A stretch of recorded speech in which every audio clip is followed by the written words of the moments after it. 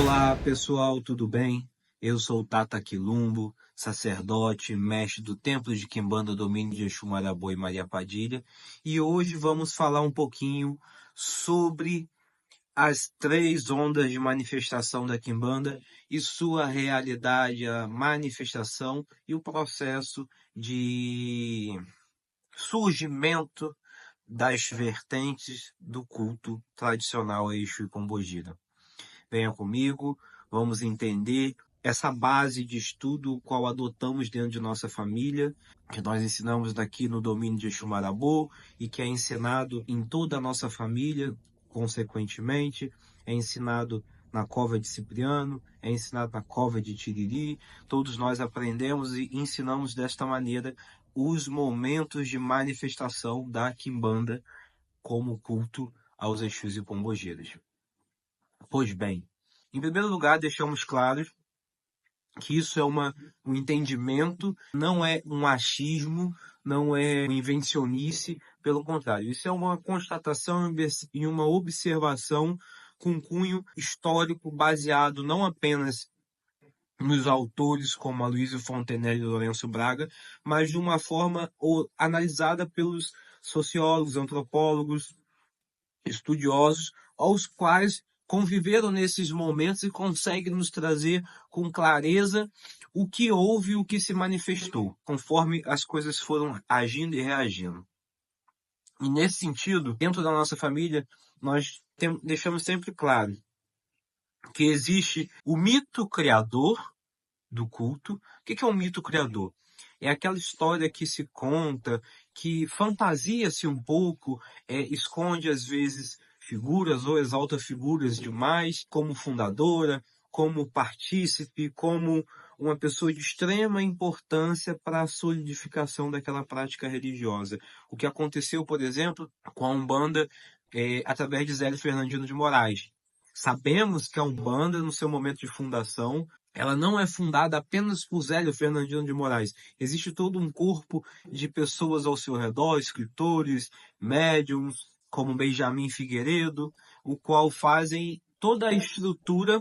É por isso que surge o primado de Umbanda, surge a Tenda Mirim, surge diversas escolas, vamos dizer assim, do início do mesmo culto de Umbanda. E deixamos claro, realmente a Umbanda ela é fundada por Zélio Fernandino de Moraes. Umbanda como culto religioso afro-brasileiro, ela é fundada por esse cidadão e por esse seu corpo ali ao redor. Antes disso existia Macumba, aonde o sacerdote supremo da casa de Macumba era quem? Do terreiro de Macumba? Era o Quimbanda ou Embanda. Umbanda também era o nome dado a esse sacerdote em algumas casas. Era mais corriqueiro, como a gente vemos em Arthur Ramos, Bastides, era a figura do Quimbanda e do Embanda, como um nome. E também deixando claro que Umbanda era uma linha de trabalho dentro da Macumba carioca, né?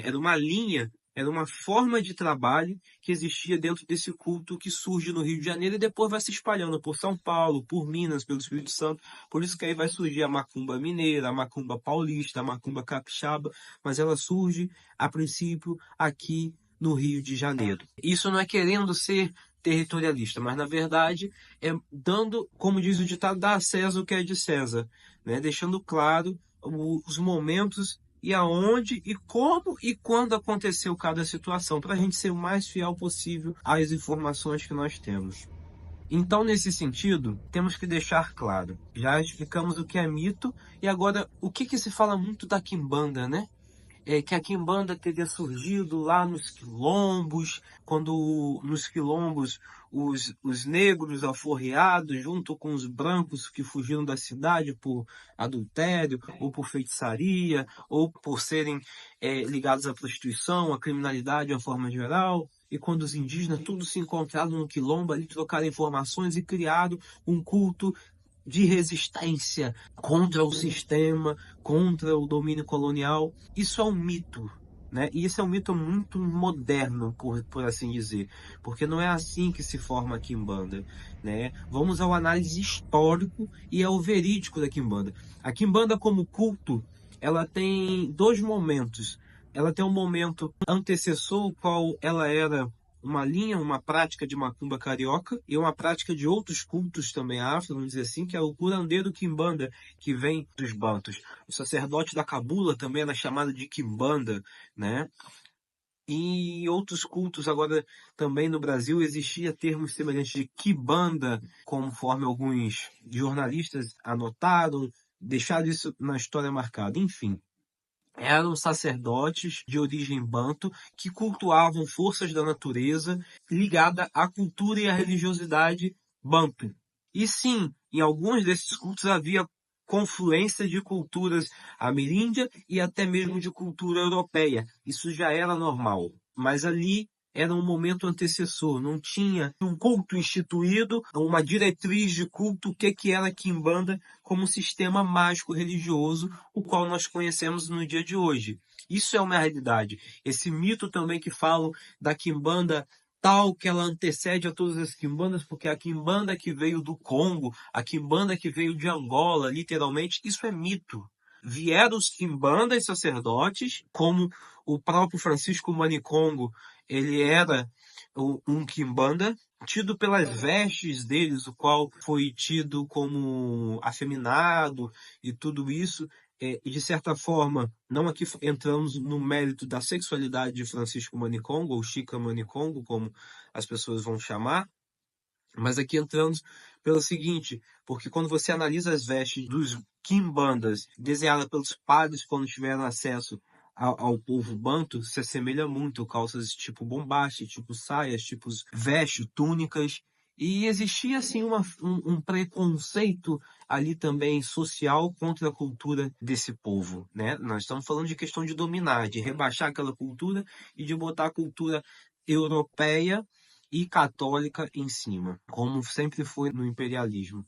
Mas, dando prosseguimento a esse sentido, existiam quimbandas aqui, esses quimbandas vieram para cá, mas isso não era religião, isso era uma prática, eles eram sacerdotes da cultura banto, da religiosidade banto, cada um com suas práticas, com seus inquisitos, com seus manipansos, com as suas divindades, com seus baculu, com seus unculu, com suas forças ancestrais ali e com suas forças da natureza, o qual eles tinham o culto e faziam verdadeiros milagres. E foram até associando a santos, a espíritos indígenas, enfim, muita coisa foi acontecendo. Mas, volto a repetir, isso é a quimbanda de primeira mão. A quimbanda, quando ela se torna um culto mágico e religioso, ela começa ali entre a década de 1940 até 1950, por ali. Ela surge no momento que a Umbanda começa a se solidificar como um culto, como religião, onde a Umbanda busca se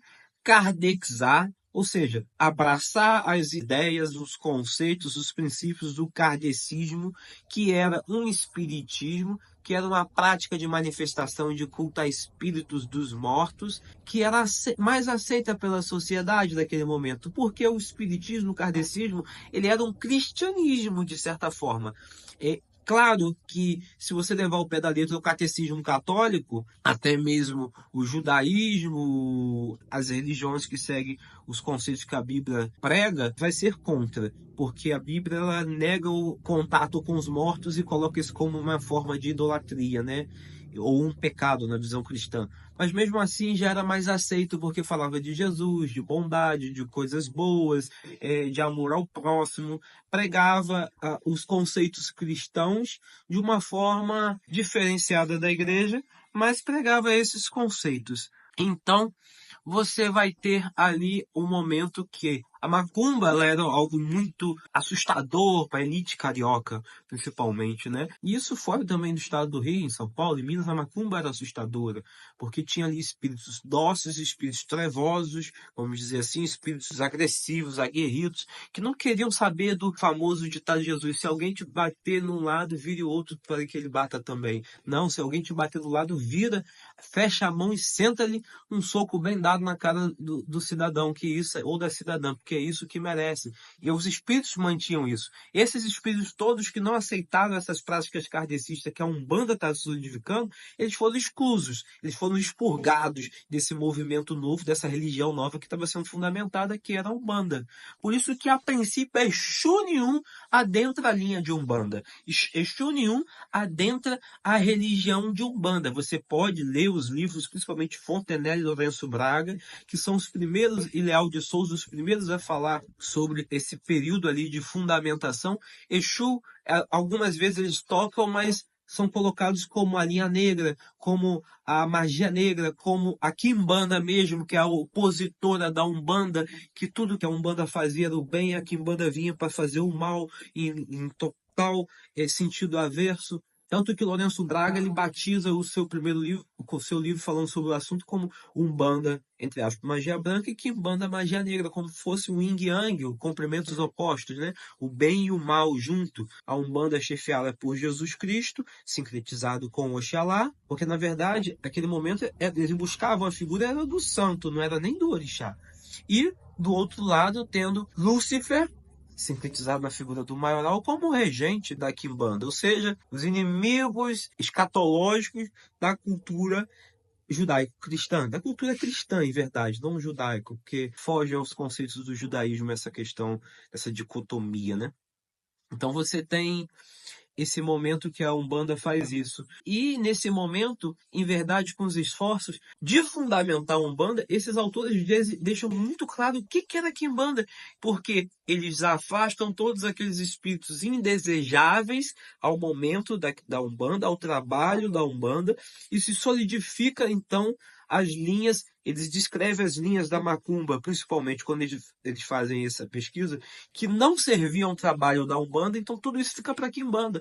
Então surge lá aquela cultura inicial, aquela hierarquia dos Exus de encruzilhada, regido por Exu-Rei, e dos Exus de almas, regida por Omolu, Exu Omolu Rei, que nesse momento, tanto Exu-Rei quanto Exu-Omolu, ele é considerado ali tanto por Fontenelle, como pela época, como a manifestação do próprio Lúcifer em duas potências diferentes, em dois tronos diferentes, em duas zonas de poder diferentes. Ou seja, o Lúcifer que reina nas encruzilhadas é o Exu-Rei, e o Lúcifer que reina no cemitério é o Exu-Omolu, o rei da Calunga. Mas ele deixa isso claro no livro dele, Exu. Não sou eu que estou inventando, não sou eu que estou dizendo que eu subentendi. Não, isso está claro, basta você ler. Tem diversos PDFs disso dispostos na internet, do mais antigo. Se eu não me engano, é até um PDF disponibilizado pelo Colégio Pena Branca. Posso estar enganado. Mas também você encontra edições mais novas desse livro. Também vai encontrar ele em sebos, tem edições mais novas, como o Davi A Sexta também traz esse livro do Fontenelle.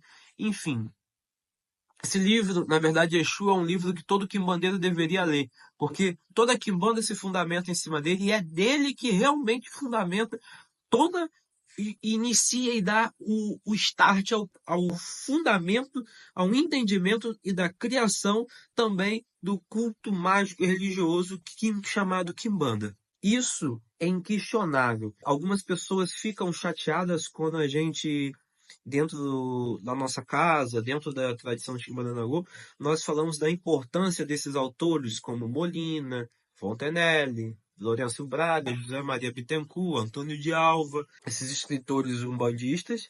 E também não deixamos de lado Arthur Ramos, João Roger Bastides, João do Rio, Renato Ortiz, Humberto Maggi também, um autor moderno, mas que escreve muito bem seu trabalho no campo histórico. Então esses autores são muito interessantes porque eles tratam de uma visão, eles trazem um conhecimento sobre o que é a Quimbanda. A Quimbanda ela surge naquele momento.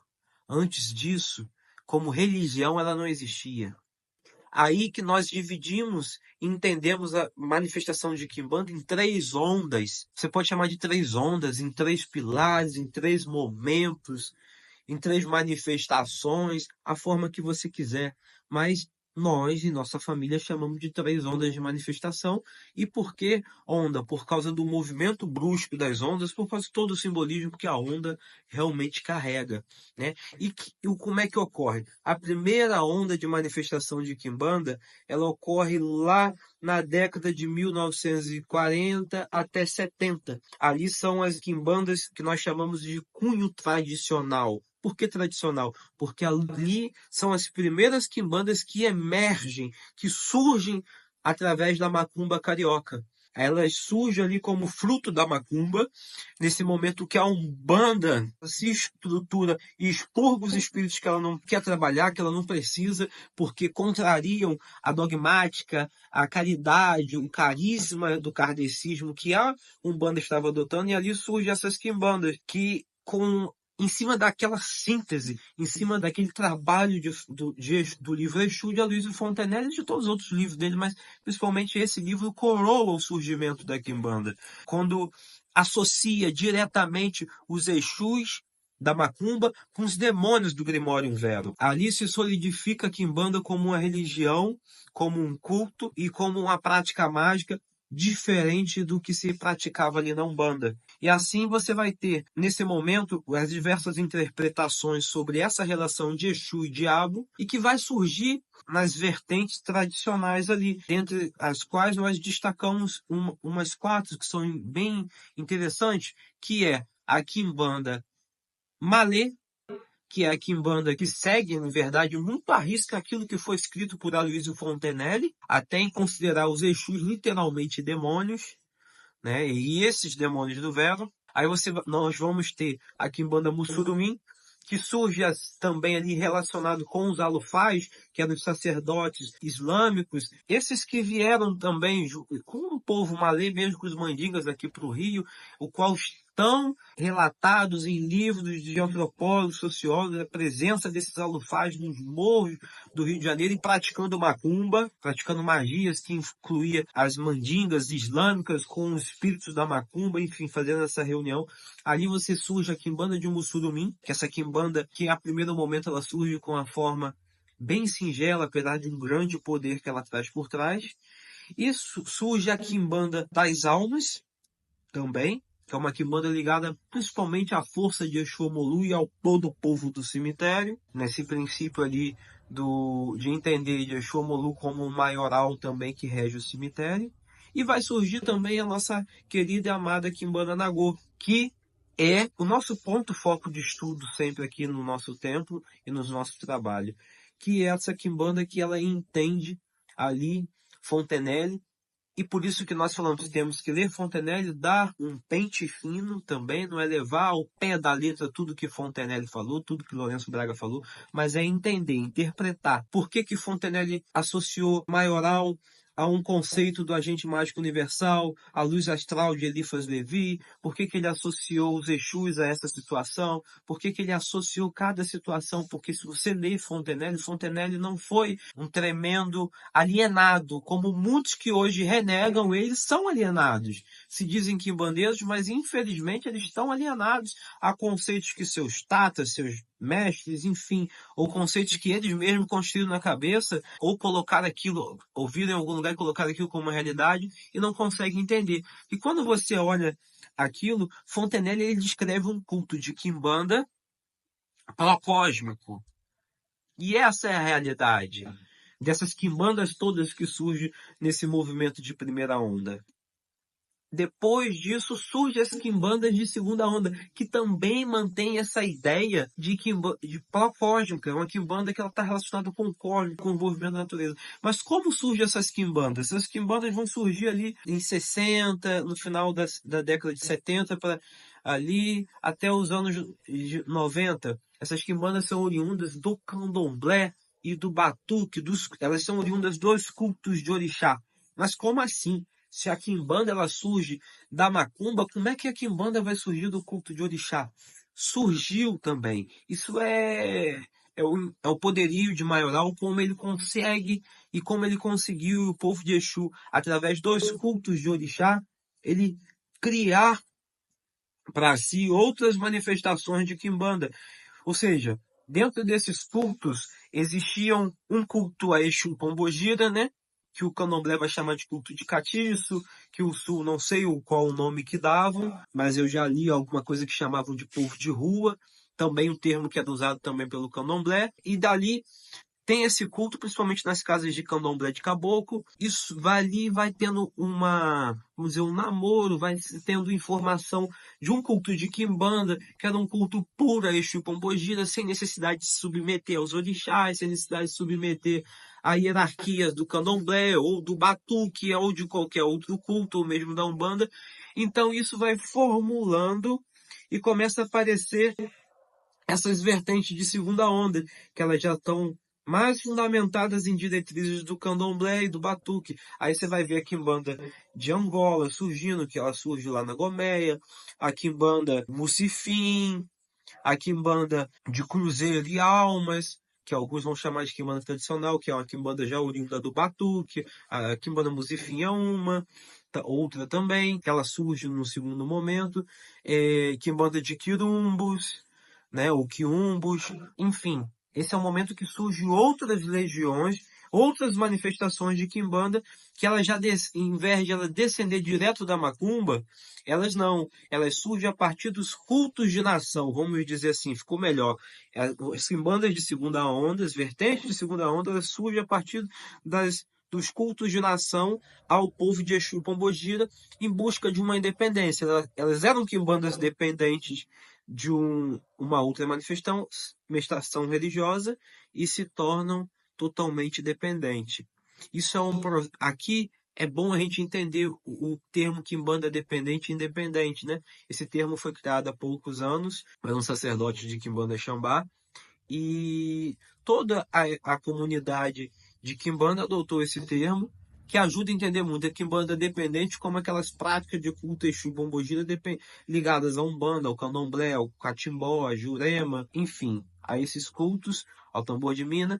E a Quimbanda independente é aquela Quimbanda que ela não precisa de outro culto para existir. Ela por si só, ela já existe e ela não precisa de explicação de mais ninguém. E é nisso, já na década de 2020 para frente e até os dias de hoje, é o momento que surgem as quimbandas que nós nomeamos de terceira onda. E o que engloba essas vertentes? Essas vertentes, elas são ligadas às escolas de magia moderna, ao satanismo moderno, ao luciferianismo moderno, e aí vai surgindo outras vertentes, como as diversas quimbandas luciferianas que surgem a partir do momento onde nós vemos muitas quimbandas luciferianas, mas elas têm fundamentos e bases e pilares distintos.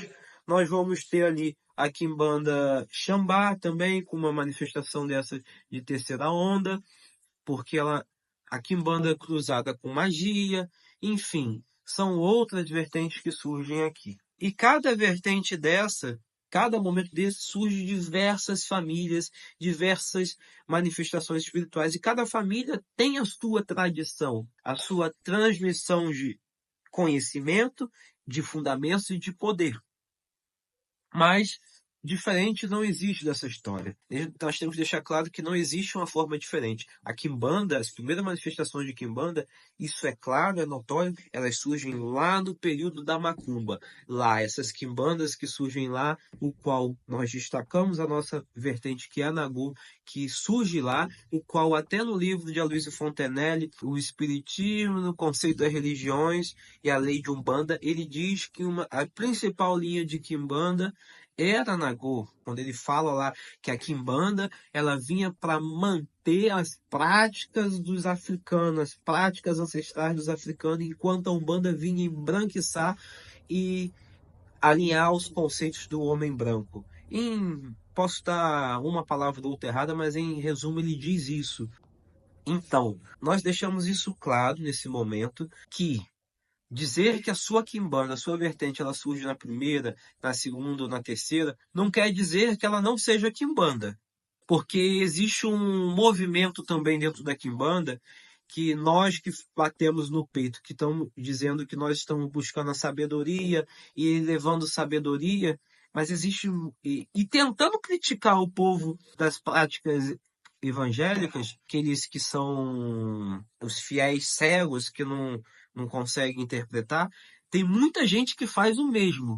Tem muita gente da quimbanda que faz o mesmo. Ele não consegue interpretar, ele escuta a meia palavra, ele lê a meia palavra e já sai batendo no peito como se aquilo fosse uma imposição, como se estivesse degradando o culto dele, não. Até porque, até o presente momento, todo mundo fala tudo. Até em dado momento atrás, falavam-se em quimbanda luciferiana, e ainda se fala que as outras quimbandas, sem ser as deles, eram quimbandas falsas governadas pelo Demiurgo, que a quimbanda verdadeira seria de luciferiana, porque ela traria gnose e libertação geral. Mas assim, se fosse, a gente for levar o pé da letra isso, as pessoas vão ficar, então quer dizer que o nome foi adotado agora, mas o antigo não serve. Não, mas aí nós temos que separar. E nós explicamos, nós damos nosso ponto de vista.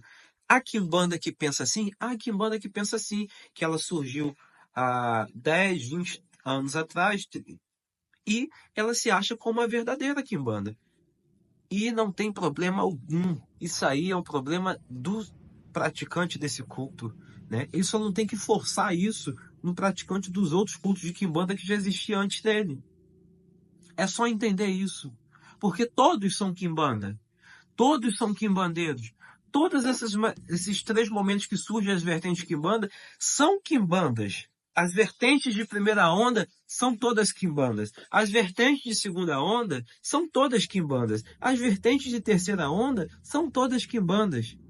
Nesse período de 1940 até o dia de hoje, o que surge ali são quimbandas. São fundamentadas vertentes de quimbanda, com seus patronos, com seus regentes, com sua cultura, com sua dogmática, com sua doutrina, mas são manifestadas e fundamentadas vertentes de quimbanda. Cada uma com sua fundamentação específica, que vai atingir sempre um povo específico e vai complementar. Tem gente que ela não vai se associar aos conceitos da quimbanda malê, mas ela vai se associar à quimbanda nagô, apesar de ter ali as duas surgido em um mesmo momento, na primeira onda. Tem gente que não vai se associar a malê, mas vai se associar à luciferiana. Tem luciferiana que vai adotar o culto a demônio, tem luciferiana que vai expurgar o culto a demônio. E as duas dizem que são as verdadeiras quimbandas. E aí? E todas dizem. Na verdade, tudo que cultua ali, essas vertentes das 3 ondas, todas são quimbandas. Isso, temos que entender isso, deixar claro, e pararmos de discutir miudezas, falando de realidade, porque surgiu através do satanismo tradicional moderno, ou que surgiu através do luciferianismo moderno, ou que surgiu através das escolas de magia moderna, isso não vai descredibilizar. Mas também não vai dar o status de antiguidade ao qual alguns praticantes querem aderir. O incrível que pareça é que cultos que tentam fazer essa puxada de autoridade total só para o seu culto, tentando principalmente menoscabar as vertentes antigas, utilizam de símbolos antigos. Símbolos esses como o brasão imperial de Maioral, lá do Aurogos, do triângulo salomônico invertido, com o Sol e a Lua regentes dos quadrantes, com Mercúrio e Vênus, com toda a simbologia construída por Luiz Fontenelle para representar o Maioral. Pode interpretar, mas o cara que fez, o cara que riscou, o cara que delimitou, ele que deixou marcado na história. E naquele momento, ou seja, é a mais prova que tudo se funde àquele momento, tudo converge àquele momento. E daquele momento vão surgindo manifestações que vão se adaptando à cultura local, ao momento local e às pessoas, para preencher as necessidades daquele momento. Por isso, tantas vertentes diferentes, por isso, tantos conceitos diferentes. Mas, no fundo, todos cultuam Exu, todos cultuam Pombagira, todos são praticantes de uma bruxaria, de uma feitiçaria tradicional brasileira, genuinamente brasileira, não é africana, não é europeia, não é ameríndia, é brasileira, ao povo de Exu e Pombogira, que é quimbanda, seja nagô, seja malê, seja mussurumim, seja almas de Angola, seja luciferiana, todos são praticantes da feitiçaria tradicional de Exu e Pombogira. Essa feitiçaria brasileira. É só entender isso. Quando falamos de onda, não criticamos as outras vertentes, apenas apresentamos o porquê do entendimento filosófico doutrinário diferente em cada manifestação religiosa desse mesmo culto chamado Quimbanda. O porquê algumas pessoas vão olhar, por exemplo, para o que Fontenelle escreveu sobre Quimbanda e vão falar, isso tem sentido, legal, só tem que ser estudado melhor, explicado um pouco melhor. E outros vão olhar e falar, não, isso aqui não tem sentido nenhum. Por quê? Aquele que vê sentido, ele está ligado de alguma forma à primeira e à segunda onda. Aquele que não vê sentido nenhum, ele é uma manifestação de terceira onda que é ligada ao satanismo, ao luciferianismo modernos, às escolas de magia moderna, porque elas surgem utilizando o escopo do culto de Exu Pombogira, mas tendo a base essas filosofias distintas da filosofia que surge ali na Macumba, quando se fala de vertente primeira onda, ou que surge ali nos cultos de nação, quando se fala de vertente de segunda onda. Essa é a diferença. Mas não é dizendo que vertente de terceira onda não é quimbanda, até porque a gente fala vertente de quimbanda de terceira onda. E assim, deixando claro, todos eles são quimbanda. Mas entenda, como eu falei, cada quimbanda, cada vertente surge em momentos diferentes. Por isso, quimbanda não é tudo igual. Elas todas cultuam Exu e Pombagira, elas todas cultuam Maioral. Mas elas não são todas iguais. Vocês podem observar. Primeiro passo, pergunta ao maioral de cada vertente dessa.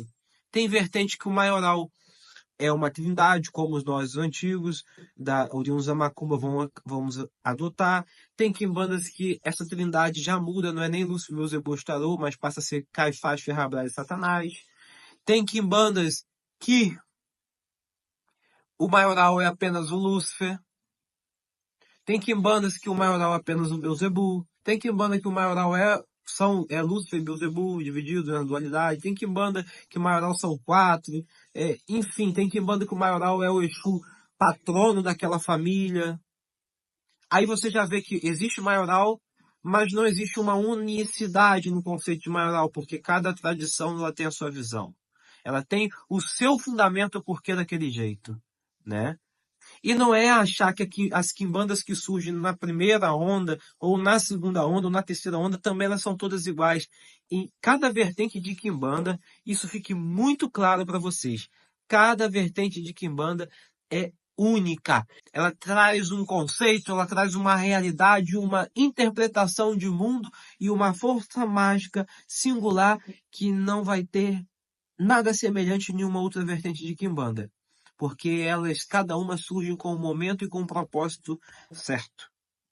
Espero que tenham entendido que tudo é quimbanda, mas que todas as quimbandas não são iguais. Cada vertente de quimbanda é única, ela é singular e ela é bela por isso. E por isso a quimbanda como um todo é um culto muito belo e complexo. Um Zambia Quatessá, Auetu. Espero que todos tenham entendido.